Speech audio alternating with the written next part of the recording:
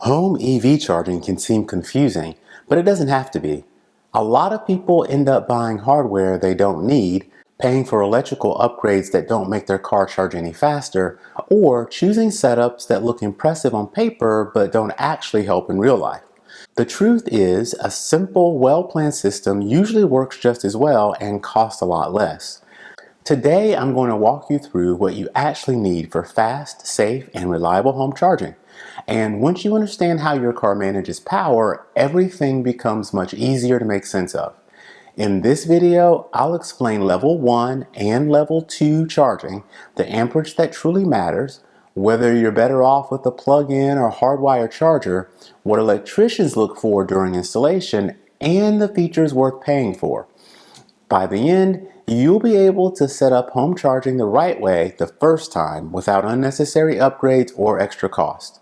This is Wrench and Reason, where we explain how modern cars actually work. Let's start with the two types of home charging, because once you understand these, everything else falls into place. Level 1 charging uses a regular 120 volt household outlet. It's slow, typically about 3 to 5 miles of range per hour of charging, but for a surprising number of people, that could be enough. If you drive under 30 miles a day and you remember to plug in each night, you wake up to a full enough battery every morning. It's simple and it works. Most EV owners eventually want something faster though, and that's where level 2 charging comes in. Level 2 charging uses a 240 volt circuit, the same kind your dryer or oven uses, and it's a noticeable upgrade. Most cars will gain 20 to 40 miles of range per hour depending on the onboard charger inside the vehicle. And here's something most people never hear. The car, not the wall charger, controls how fast you can charge. You can install the biggest, fanciest charger available, but if your car's onboard charger tops out at 7.2 kilowatts, that's the fastest it can accept power. The wall box can't override that limit. This is where people unintentionally overspend, so let's talk about the amperage that actually matters. A lot of home chargers advertise 40 to 48 amps, and on the surface that sounds great, more power, right? But here's the reality for most drivers. A 32 amp level 2 charger is plenty. At 32 amps, you're adding roughly 25 miles of range for every hour you're plugged in. Overnight, that gives you more than enough to go from nearly empty to full. Unless you routinely drive 150 to 200 miles a day, many cars can't use more than 32 amps anyway. So upgrading beyond that doesn't give you any real benefit. Choosing 32 amps usually means an easier installation, a lower cost circuit, and fewer headaches with permitting, all while providing the same real-world charging experience. When you're ready for level 2 charging, you have two choices, hardwired or plug-in. A hardwired charger is permanently connected to your electric panel. It's a clean, secure setup and it avoids wear on outlets over time. A plug-in charger uses a NEMA 1450 or 650 outlet, similar to what you'd use for an electric range. The advantage is flexibility. You can unplug it, replace it easily, or take it with you if you move. For most homeowners, a plug-in charger on a 50 amp circuit strikes the perfect balance. It's simple, code-friendly in most places, and it leaves room to upgrade to a higher amp unit later if you ever need it. Hardwired units make the most sense if your local code requires them or if your charger will be outside in a weather-exposed area. When you call an electrician, they'll walk through a few key points, and understanding these will help you avoid surprises. First, they'll look at your panel capacity. They'll check whether you have open breaker slots and whether your main service can support the additional load. A level 2 charger usually needs a 40 or 50 amp dedicated breaker. Second, they'll look at the distance between your panel and where the charger will live. Longer wire runs mean more labor and higher cost.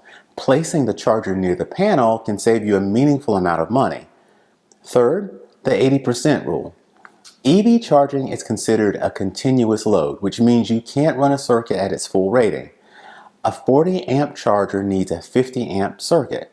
A 32 amp charger needs a 40 amp circuit. Your electrician will size the wiring and the breaker based on this. The next thing to think about is local permitting and coding. Some cities require outdoor conduit, some require hard wiring, and some require inspection before the charger is energized. A good electrician will guide you through all of that. Knowing these basics up front makes the process smoother, and it helps you understand the quotes you receive. Chargers come with a wide variety of features, but only a few really matter. Scheduling is one of the most useful. If your utility offers time of use rates, the charger can automatically start when electricity is cheapest.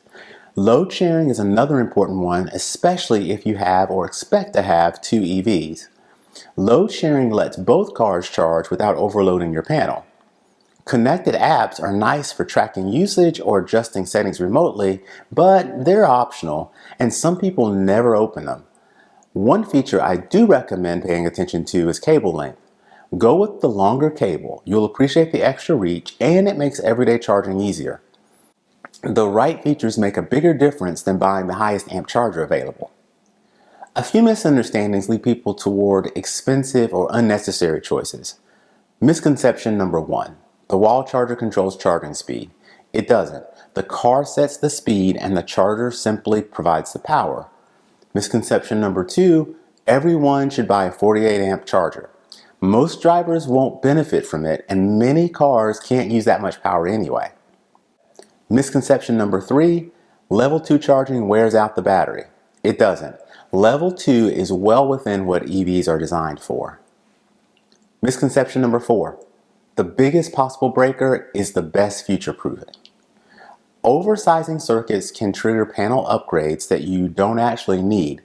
Smart planning beats brute force. A thoughtful 32 or 40 amp setup covers almost every EV driver today. But if you're already running new wiring, consider installing a 50 amp circuit even if you only plan to use 32 amps today. That gives you flexibility for a future charger or a future EV without redoing the electrical work. If your household may eventually have two EVs, choose a charger system that supports load sharing. It's easy to add now and far more painful to retrofit later. And think about charger placement. Give yourself enough cable reach so that you're not stretching across walkways or parking at the perfect angle every time. A little planning up front leads to years of effortless charging. Home EV charging doesn't have to be complicated or expensive. Once you understand how your car actually accepts power, you can build a simple, reliable setup that fits your daily routine perfectly. If you found this helpful, check out my video on maximizing EV range, especially in the winter. It pairs perfectly with this one and helps you get the most out of every charge. This is Wrench and Reason, where we explain how modern cars actually work. Thanks for watching, and I'll see you in the next episode.